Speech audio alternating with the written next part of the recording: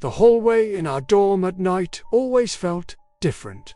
It was so quiet you could practically hear your own breath echoing back at you. For years, students would whisper stories about a figure in a white dress, faceless and footless, drifting between the doors. It was the kind of tale that sent a shiver down your spine. But for me, it was just that, a legend. My name's Nilo, and I used to work the night shift at a call center near a big university here in Cebu. My schedule was flipped. I slept during the day in the dorm and worked all night. Ghosts never believed in them. I didn't have a third eye or any of that stuff. To me, what you see is what you get. Then, 2020 happened. The lockdowns hit, and suddenly, I was forced to work from home, which meant my work setup was right there in my dorm room. My nights became a blur of phone calls, computer screens, and headsets, all within the four walls of my room. It was like my own private world, sealed off from everything else. One night, I was on a break, chatting with my girlfriend on Messenger. I decided to step out into the hallway for a quick smoke. The entire floor was dead silent. The dim, yellowish lights cast these long, creepy shadows across the cement floor. It felt like I was the only person awake in the entire building. After my cigarette, I turned to head back to my room, and that's when I saw it. My eyes locked on the far end of the hallway, and I just froze. A white dress. It was just floating. There was no head, no arms, no hair, just the dress, slowly, silently drifting towards me. Time seemed to grind to a halt. Everything went into slow motion as it floated closer. When it was about 3 meters away, I felt this overwhelming, chilling presence wash over me.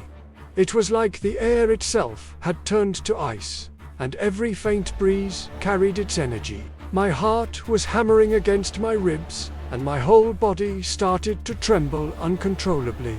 Pure, primal fear took over.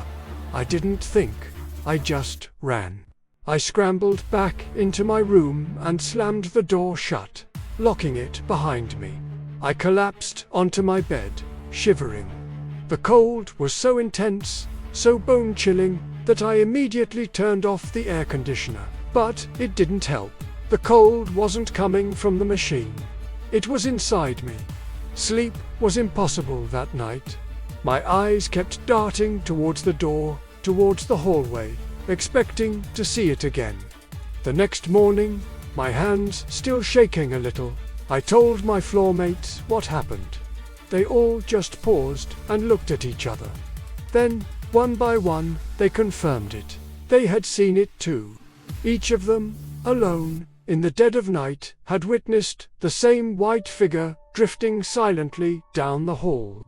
Since that incident, we started lighting candles at both ends of our hallway every single night.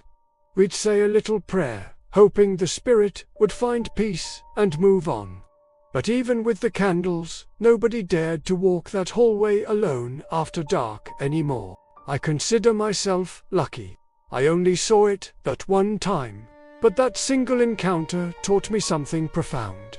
Sometimes, the legends you dismiss as just stories are very real. They don't announce themselves with screams or bangs. They just appear silent, sudden, and deeply, deeply unsettling.